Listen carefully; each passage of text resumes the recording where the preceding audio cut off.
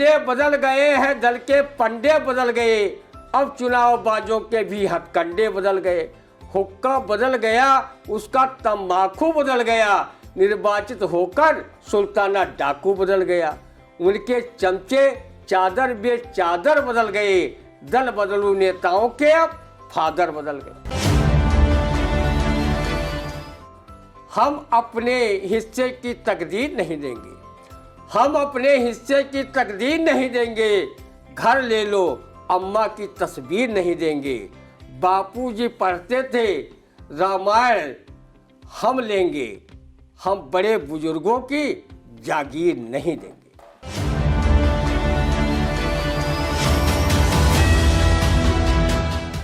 नमस्कार, स्वागत है आप सभी का आई इंडिया पर। मैं हूं निशांत गुप्ता।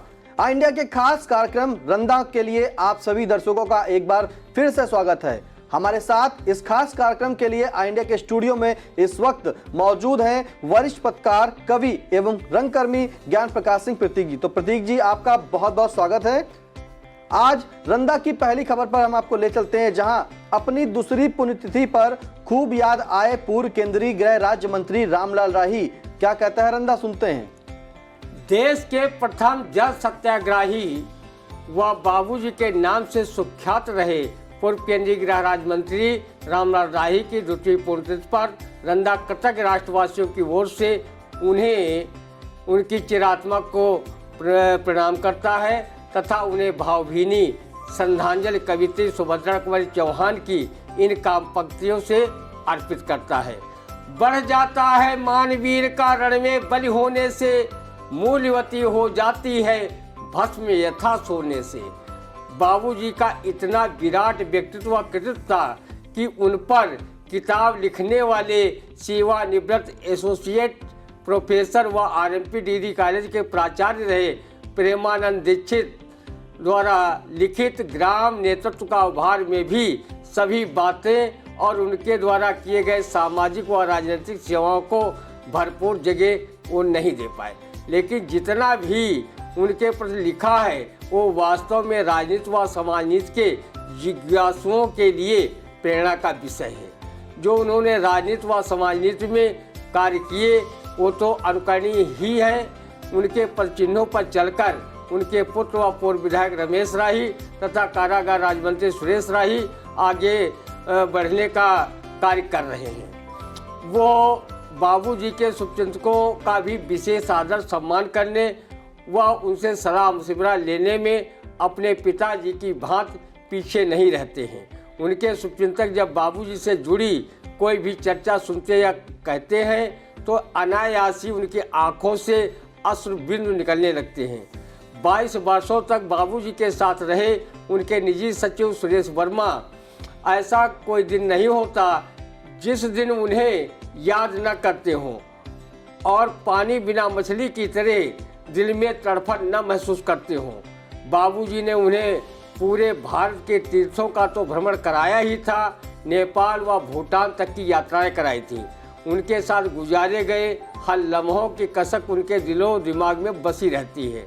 समाज सेवी लवलेश कुमार भी अपने मौसिया स्वर्गीय रामलाल राही को हमेशा याद करते हैं और वो राही परिवार का हमेशा साथ देने के लिए दिन रात तैयार भी रहते हैं। वो बाबूजी और अपने पिता स्वर्गीय पुत्तूलाल, जो करीब 50 वर्ष तक सेमरी मोहम्मदपुर के प्रधान रहे, उनसे जुड़े संस्मरण अक्सर सुनाया करते हैं। बाबूजी हमेशा अपने बच्चों तथा शुभचिंतकों को अच्छी सीख दिया करते थे और श्रम व कर्म की महत्ता को जीवन में उतारने की सीख दिया करते थे। वो मद्यपान के भी घोर विरोधी थे। उन्होंने अपने समाज में नशा के विरुद्ध जन आंदोलन चलाया था। उनकी सीख की कुछ बातें युवा कवि देवेंद्र कश्यप निडर की इन काव्य पंक्तियों में दृष्टिगत होती है, जिन्हें रंदा प्रस्तुत कर रहा है। अब मद्यपान छोड़ो छोड़ो, इससे मिलता अपमान खुला, छोड़ो छोड़ो सब दूत खेल, इससे होता अवसान खुला। मदमोह दम्भ में मत डूबो, इससे विनाश गति पाएगा। जो भी सुंदर हो कर्म किए, सब मिट्टी में मिल जाएगा। अनुभव देता सबको ताकत, ये अनुभव से ही जाना है। जिज्ञासु सदा गौरव गढ़ते, दुनिया ने इसको माना है। नरशौर्य, समर्पण, साहस से अनुपम इतिहास बनाते हैं, फिर युग युग तक निज गाथा से दुनिया को राह दिखाते हैं। तुम पढ़ो पाठ निज पौरुष का, जिससे साहस सब जग जाए। तुम शान बनो निज भारत की, जिससे जनमन मानस मुस्काए। अंधियारा चाहे कितना हो, रवि से तनिक न लड़ पाता है। इतिहास मनुष्य जो रचता है, संसार गीत गुन गाता है। जनहित के काम सदा करना, जिससे निज देश महान बने। सविता समान भारत चमके, दुनिया वालों की शान बढ़े। सविता समान भारत चमके, दुनिया वालों की शान बढ़े। तो आपने सुना किस तरह से रंदा ने जो है पूर्व गृह राज्य मंत्री स्वर्गीय रामलाल राही के व्यक्तित्व पर प्रकाश डाला और उन्हें आज भी जो है उनके पदचिन्ह पर उनके बेटे दोनों चल रहे हैं। तो अगली खबर पर आपको ले चलते हैं, जहां मैनपुरी से सपा संरक्षक रहे पूर्व मुख्यमंत्री स्वर्गीय मुलायम सिंह यादव की पुत्रवधू डिंपल यादव चुनाव जीती हैं। इस जीत पर रंदा क्या कहता है, सुनते हैं। रंदा इसे परिवारवाद की जीत माने, या भाजपा के सांस्कृतिक राष्ट्रवाद की हार माने, या फिर भतीजा अखिलेश यादव चाचा शिवपाल यादव के एक हो जाने का प्रतिफल माने। सपा प्रत्याशी डिंपल यादव की जीत को अगर कहीं डिंपल यादव भाजपा प्रत्याशी रघुराज साक्य से मैनपुरी में चुनाव हार जाती और ये उनके ससुर स्वर्गीय मुलायम सिंह यादव की परंपरागत सीट को गंवा देती, तो इसका संदेश यही जाता कि जब मैनपुरी सीट को अखिलेश, शिवपाल, प्रोफेसर रामगोपाल यादव एंड सैफई परिवार मिलकर नहीं बचा पाया, तो आगामी लोकसभा चुनाव में वो अपने प्रत्याशियों को क्या खाक जिता पाते। इसके पहले भी उपचुनाव में सपा आजमगढ़ तथा रामपुर में लोकसभा सीट भाजपा प्रत्याशी दिनेश यादव निरहुआ तथा घनश्याम लोधी के हाथों गंवा चुकी है। अखिलेश के बड़बोले चचा आजम खां के राजनीतिक सितारे गर्दिश में हैं। वो रामपुर से संसदीय विधायकी दोनों गंवा चुके हैं। अपने करीबी आसिफ रजा को भी नहीं जिता पाए हैं। उन पर करीब 7 दर्जन से अधिक मुकदमे हैं। सीतापुर की जेल का भी वो आनंद फ्राई कर चुके हैं। सजा होने की भी बोहनी हो चुकी है। 3 साल की सजा भी नफरती भाषण के मामले में खा चुके हैं। डिंपल यादव तो चुनाव जीत गई, लेकिन अपने चचा शिवपाल यादव का जरूर ध्यान रखिएगा, क्योंकि वह उनको मलाई खिलाने वाली अब भाजपा सरकार रुष्ट चल रही है। अब कहीं उन्हें रिवर फ्रंट घोटाले में सीबीआई उन्हें जेल का मेहमान न बना दे। भाजपा सरकार द्वारा दिया गया पूर्व मुख्यमंत्री मायावती वाला बंगला अब शिवपाल यादव से खाली न करा लिया जाए। कहीं आजम खां की तरह योगी आदित्यनाथ जी शिवपाल यादव पर भी अपना आड़ा तिरछा आशीर्वाद प्रदान न कर दें, जो उनका भी बुढ़ापा आजम खां की तरह दुखदाई बन जाए। तो मैनपुरी से डिंपल यादव जीतने के बाद रंदा ने क्या कहा, आपने सुना किस तरह से उन्होंने चाचा शिवपाल यादव के लिए भी कहा कि कब योगी आदित्यनाथ की जो है आड़ा तिरछा है उनका आशीर्वाद जो है शिवपाल पर प्रदान न कर दें। किस तरह से जो है जिस तरह से आजम खां जो है दुखदाई बन रहा है उनका बुढ़ापा, कहीं शिवपाल का बुढ़ापा भी दुखदाई ना हो जाए। अगली खबर, जहां मिश्रिक नैमिषारण्य नगर पालिका क्षेत्र के भाजपा कार्यकर्ताओं ने जिला अध्यक्ष अचिन मल्होत्रा को सौंपा ज्ञापन। कहा कार्यकर्ताओं को ही दिया जाए नगर पालिका परिषद में अध्यक्ष पद का टिकट। क्या कहता है इस टिकट पर, सुनते हैं रंदा। अगर भाजपा वर्षों से कार्यकर्ता के रूप में दरी बिछा रहे समर्पित लोगों को टिकट भी देती होती, तो फिर बाहरी नेता सांसद विधायक बनकर क्यों सत्ता की मलाई चाट रहे होते। आज जिले के 9 में से 8 जीते विधायकों में से अगर सेवता क्षेत्र विधायक ज्ञान तिवारी को छोड़ दें, तो 7 विधायक दल बदलू ही निर्वाचित होकर सत्ता की मलाई चाट रहे हैं। मंत्री राकेश राठौर गुरु पहले राजनीति में थे या नहीं, रंदा सरीखे असंख्य लोग नहीं जानते, लेकिन जब उन्हें भाजपा ने टिकट देकर चुनाव लड़ाया और जीत जाने पर उन्हें राज्यमंत्री बनाया गया, तो रंदा भी समझ गया कि ये स्कूटर मिस्त्री भी भाजपा जैसे राष्ट्रीय पार्टी में अपनी अच्छी खासी पकड़ रखता है। रंदा ने तो चुनाव लड़ने के पूर्व राकेश राठौर गुरु को भी किसी भाजपा की मीटिंग, ईटिंग, चीटिंग में भी भाग लेते नहीं देखा। वैसे गुरु की राजनीति भी एक शोध का विषय है। सीतापुर संसदीय क्षेत्र के सांसद राजेश वर्मा, मिश्रिक सांसद अशोक रावत, धौरहरा सांसद रेखा अरुण वर्मा पूर्व में बसपा नेता या सांसद रहे हैं। सांसद रेखा अरुण वर्मा के पद स्वर्गीय अरुण वर्मा कट्टर बसपाई नेता थे। उनके मृत्यु के बाद रेखा वर्मा भाजपा में शामिल होकर धौरहरा से सांसद बनी। 2 बार से सांसद पद सुशोभित करने के साथ साथ वो भाजपा की राष्ट्रीय उपाध्यक्ष भी हैं। कभी राष्ट्रवादी कम्युनिस्ट पार्टी बनाकर मलिहाबाद विधानसभा से चुनाव लड़कर विधायक रह चुके कौशल किशोर आजकल भाजपा के मजबूत खेवनहार बने हुए हैं। वो भाजपा से मोहनलालगंज सीट से न सिर्फ दूसरी बार सांसद हैं, बल्कि वो केंद्रीय राज्य मंत्री का पद भी सुशोभित कर रहे हैं। उनकी धर्मपत्नी जयदेवी कौशल मलिहाबाद विधानसभा से दूसरी बार भाजपा से विधायक है। जब से उनके लड़के का नशा पान करने से निधन हुआ है, तब से वो नशा मुक्त का पूरे देश में अभियान चलाकर युवा पीढ़ी को जागरूक कर रहे हैं। सीतापुर जिले के अनेक ब्लॉक प्रमुख, नगर पालिका व नगर पंचायतों के अध्यक्ष दल बदल कर ही भाजपा में सत्ता की मलाई चाट रहे हैं। नगर निकाय में अध्यक्ष व सभासद पदों के लिए अनेक ऐसे लोगों ने भाजपा से टिकट के लिए आवेदन किया है, जिनका इससे पहले भाजपा से दूर दूर का नाता तक नहीं था। जब कोई दल बदलू नेता भाजपा में शामिल होने के लिए अच्छा खासा पार्टी फंड है, धन देता है, तो उसे शामिल कर लिया जाता है।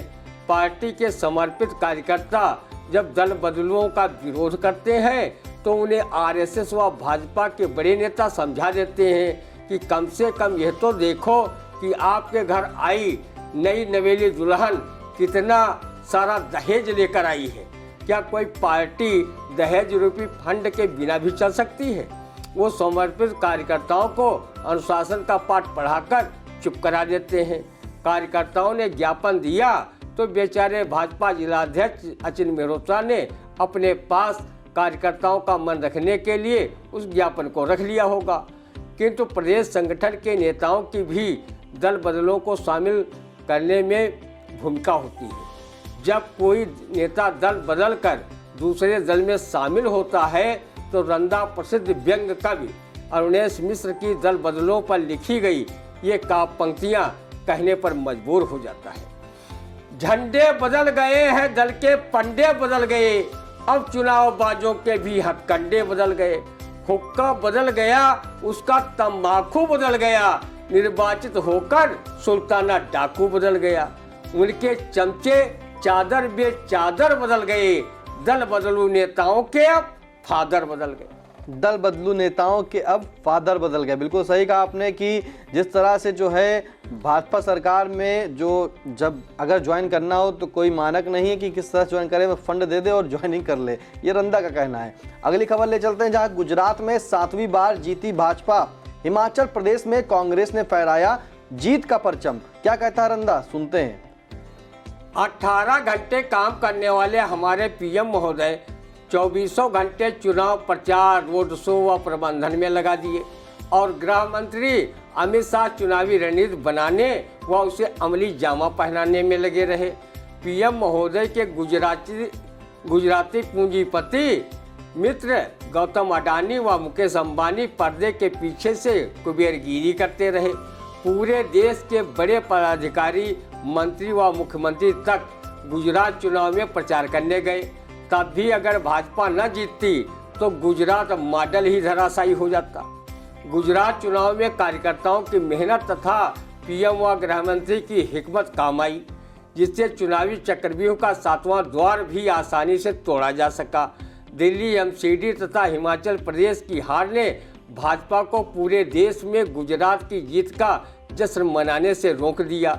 नहीं तो भाजपाई ऐसा डिस्को, भांगड़ा, डांडिया तथा कथक नृत्य करते और बिना दीपावली इतने गोले पटाखे फोड़ते कि विपक्षी दलों के लोग बिना शर्म महसूस किए नहीं रह पाते। हिमाचल प्रदेश में प्रियंका गांधी ने खूब मेहनत की और उस मेहनत का परिणाम भी सुखद रहा। भाजपा के राष्ट्रीय अध्यक्ष जेपी नड्डा व केंद्रीय मंत्री अनुराग ठाकुर के गृह प्रदेश हिमाचल में पंजे के आगे कमल कुम्हला गया। प्रियंका गांधी के नेतृत्व में उत्तर प्रदेश में 2022 में जो कांग्रेस को जबरदस्त हार का कलंक उन्हें लगा था, उसे उन्होंने हिमाचल प्रदेश में कांग्रेस की जीत दिलाकर धो डाला। भाजपा गुजरात चुनाव जीतने, कांग्रेस हिमाचल प्रदेश में तथा आप पार्टी दिल्ली एमसीडी से भाजपा को परास्त करने को लेकर बेहद खुश है। उसे गुजरात में भी 13% मत तथा 5 सीटें मिली हैं। इसमें वो अपनी नैतिक विजय बताते हुए आप पार्टी के नेता घूम रहे हैं। मैनपुरी से डिम्पल यादव तथा खतौली से रालोद प्रत्याशी मदन भैया के चुनाव जीतने से साइकिल तथा हैंडपंप वाले भी खुश हैं। मतदाताओं ने इन प्रमुख दलों में से किसी को भी बिल्कुल हताश निराश नहीं किया। बिल्कुल, मतदाताओं ने जो है किसी को निराश नहीं किया है। फूल भी खिलाया है, हैंडपंप भी चलाया है, साइकिल भी चलाई है और झाड़ू भी चलाया है। तो हर तरफ जो है अलग अलग मतदाताओं ने अपना अलग अलग मत का प्रयोग करके किसी न किसी दल को जरूर जिताया है। अगली खबर पर, जहां नगर पालिका परिषद खैराबाद में कभी नहीं खिला कमल, अब क्या कहता है रंदा इस कमल ना खिलने पर, सुनते हैं। खैराबाद नगर पालिका परिषद में भाजपाई कमल नहीं खिला पा रहे हैं तो जलकुंभी ही खिला दे। कमल हमेशा कीचड़ में ही खिलता है। लगता है कि खैराबाद नगर पालिका परिषद क्षेत्र पे भाजपाई चुनाव जीतने भर को कीचड़ नहीं फैला पा रहे हैं जो उसमें कमल खिल सके। वैसे भाजपाई पूरे देश में कमल खिलाने के लिए समाज में कीचड़ फैलाने से कभी चूकते भी नहीं हैं। फिर वो ऐतिहासिक कस्बा खैराबाद के नगर निकाय चुनाव में क्यों चूक रहे हैं।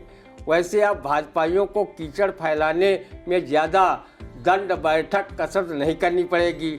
बड़ी संगत के महंत बजरंग मुनि जो अब आ गए हैं, वो अपने अनुयायियों व भगवा ब्रिगेड के साथ मिलकर जो कीचड़ फैलाकर यहाँ कमल खिलाने की पुरजोर कोशिश कर रहे हैं, वो किसी से कम नहीं है। कीचड़ फैलाने के चक्कर में उन्होंने जो बयानबाजी की थी उसके लिए उन्हें जेल यात्रा तक करनी पड़ी थी और अपने शरीर पर जानलेवा हमला तक झेलना पड़ा था। लेकिन बजरंग मुनि कमल खिलाने हेतु कीचड़ के प्रबंधन में टस से मस नहीं हो रहे हैं। इस चुनाव में अगर कमल न खिला तो समझो खैराबाद के भाजपा प्रत्याशी की किस्मत ही फूटी है और वो ये कहावत कहने पर मजबूर होगा कि करम लिखी मड़ुआ की रोटी कौन खिलावे खीर। बिल्कुल सही का, कौन खिलावे खीर। तो अगली खबर, नैमिषारण्य महामंडलेश्वर आशुतोष आनंद ने कहा कि संतों के दर्शन मात्र से ही कल्याण हो जाता है। क्या कहता है इस दर्शन पर, सुनते हैं रंदा।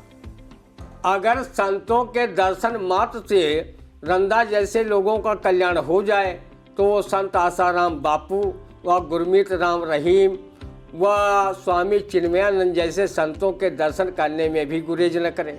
रंदा उन मठाधीशों को कभी संत नहीं मानता जिनके बारे में गोस्वामी तुलसीदास ने लिखा है, प्रिया मुए ग्रह संपत्ति नासी, मूड मुड़ाए भय सन्यासी। रंदा उन्हें भी संत मानने की भूल नहीं करता जो मठाधीश संत महात्मा का चोला पहनकर राजनीति की कुर्सी पर बैठने हेतु झूठ साँच का सहारा ले रहे हैं या फिर अपनी अकोष संपत्ति को बचाने के लिए सत्तासीन नेताओं की गणेश परिक्रमा कर उनकी स्तुति गान में मशगूल है।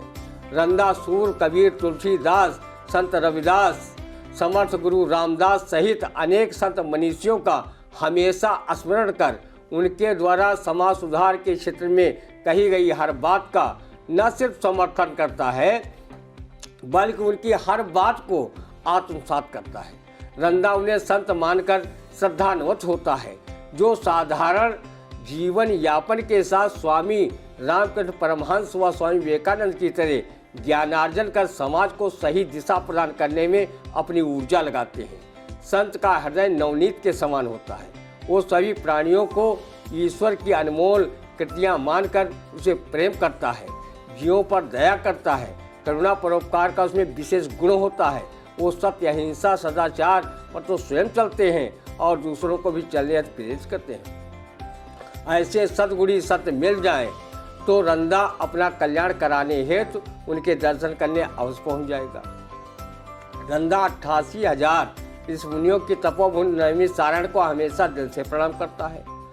इन संत मनीषियों ने तपस्या कर पूरे विश्व को आध्यात्म के क्षेत्र में मानव कल्याण हेतु चिंतन दिया। ऐसे संत मनीषियों का नाम लेने से ही जब रंदा का कल्याण हो रहा है तो माया जाल में फंसे संतों के दर्शन से क्या फायदा।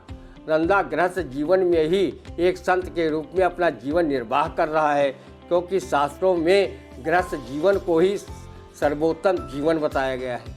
ले चलते हैं अगली खबर पर, जहां अमेठी से फिर चुनाव लड़ सकते हैं राहुल गांधी। क्या कहता है रंदा, सुनते हैं।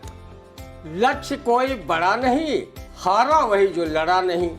उक्त को याद कर राहुल गांधी 2024 में भी अमेठी से लोकसभा चुनाव लड़ सकते हैं। इस सीट से उनके पिता व प्रधानमंत्री रहे स्वर्गीय राजीव गांधी चुनाव जीतते रहे हैं। इस सीट से राहुल गांधी के चाचा संजय गांधी भी सांसद रहे हैं। ये सीट गांधी परिवार की आत्मिक भावनाओं वाली सीट है। 2019 के चुनाव में राहुल गांधी भाजपा नेत्री स्मृति ईरानी के हाथों लोकसभा चुनाव हार गए थे। अमेठी से लगी सीट रायबरेली की है। यहाँ से राहुल गांधी के बाबा फिरोज गांधी तथा बाद में इसी सीट से उनकी दादी श्रीमती इंदिरा गांधी लोकसभा का चुनाव जीतती रही हैं। उनकी दादी इंदिरा गांधी देश की प्रधानमंत्री बनी। वर्तमान में राहुल गांधी की मां सोनिया गांधी रायबरेली सीट से सांसद हैं। उनकी दादी सिर्फ रायबरेली से 1977 में जनता पार्टी के नेता राजनयन से चुनाव हारी थी, लेकिन 2.5 वर्ष बाद हुए मध्यावधि चुनाव में फिर से इंदिरा जी रिकॉर्ड मतों से विजयी घोषित हुई थी। अमेठी व रायबरेली की सीट पर गांधी परिवार के लोग चुनाव न लड़े, ऐसा भला कैसे हो सकता है। ये दोनों उनकी भावनात्मक व गांधी परिवार की यादों से जुड़े संसदीय क्षेत्र हैं।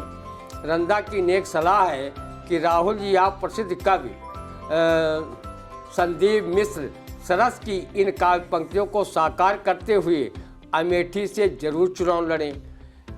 मेहनत आप करें, फल तो आपको चुनाव में ईवीएम मशीन जरूर देगी। हम अपने हिस्से की तकदीर नहीं देंगे, हम अपने हिस्से की तकदीर नहीं देंगे। घर ले लो, अम्मा की तस्वीर नहीं देंगे। बापूजी पढ़ते थे रामायण हम लेंगे, हम बड़े बुजुर्गों की जागीर नहीं देंगे। तो आपने सुना कि किस तरह से रंदा ने राहुल गांधी को सलाह दे डाली, क्योंकि जो है राहुल गांधी ने फिर मन बनाया है चुनाव लड़ने का। अगली खबर, जहां एमसीडी दिल्ली में भाजपा का 15 साल का राज हुआ खत्म, अब सत्ता में है आप।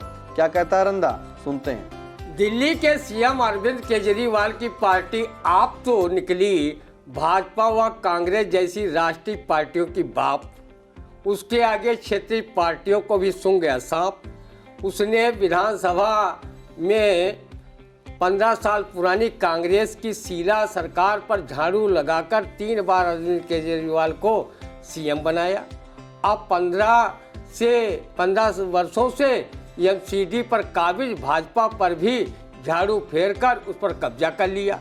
जिस दिल्ली में चुनाव जिताऊ प्रधानमंत्री नरेंद्र मोदी व चुनावी रणनीतिकार गृह मंत्री अमित शाह रहते हों, वहां डबल इंजन की सरकार आप पार्टी बना बैठी। इसी को कहते हैं दीपक तले अंधेरा।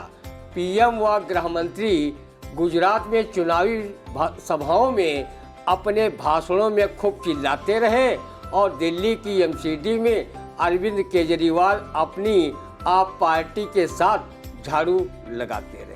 बिल्कुल सही कहा प्रतीक जी ने कि किस तरह मतलब जहाँ पे प्रधानमंत्री नरेंद्र मोदी और गृह मंत्री जो हैं अमित शाह वहीं रहते हैं, और वहाँ भी देखिए एमसीडी के चुनाव में केजरीवाल ने झाड़ू लगा दी।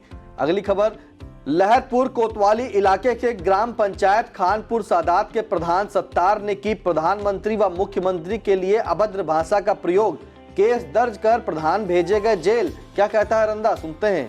प्रधान जी कहो, भारत के प्रधानमंत्री नरेंद्र मोदी व उत्तर प्रदेश के सीएम योगी आदित्यनाथ को लेकर अभद्र भाषा का प्रयोग किया, जिसके लिए तुम्हें जेल यात्रा करनी पड़ी। मुकदमे में अगर 2-4 साल की सजा हुई तो उसे काट कर फिर घर आ जाओगे। भारत में लोकतंत्र व कानून का राज है, तो कहो आपकी जान बच गई।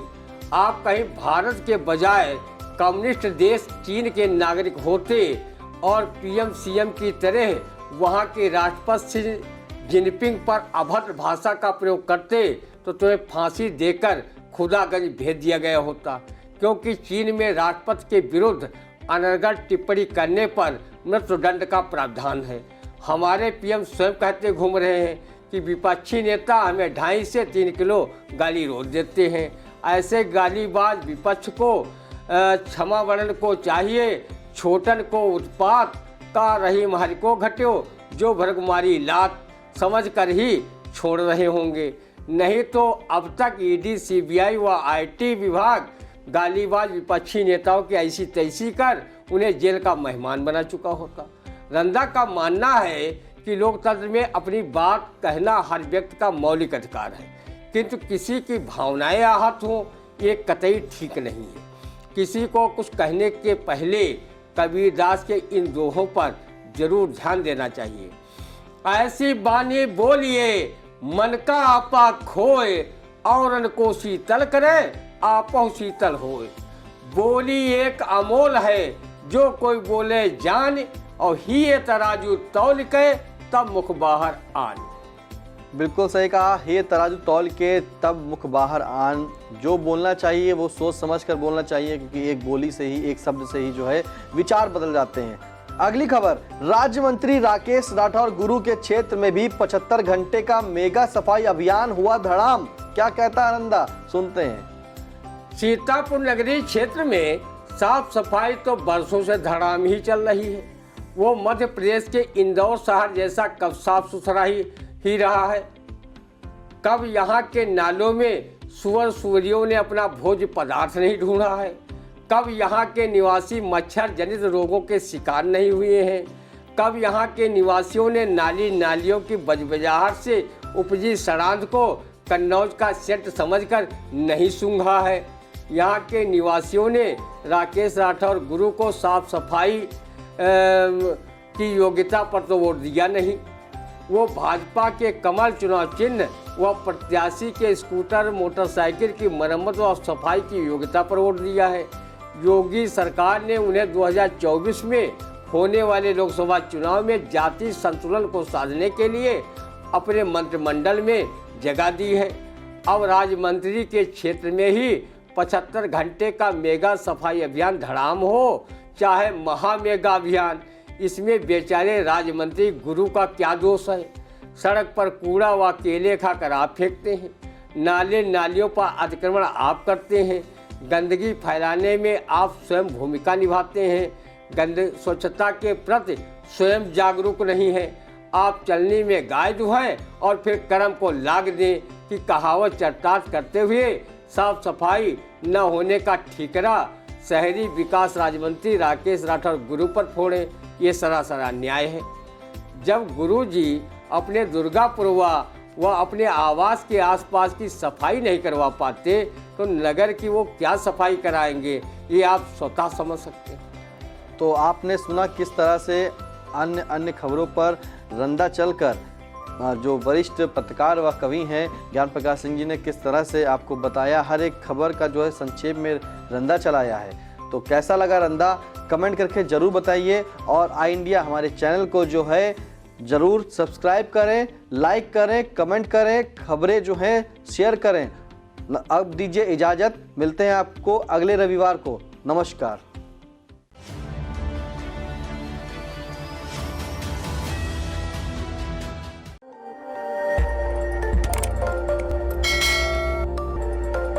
खबर आपकी, नजर हमारी। देखते रहिए आई इंडिया।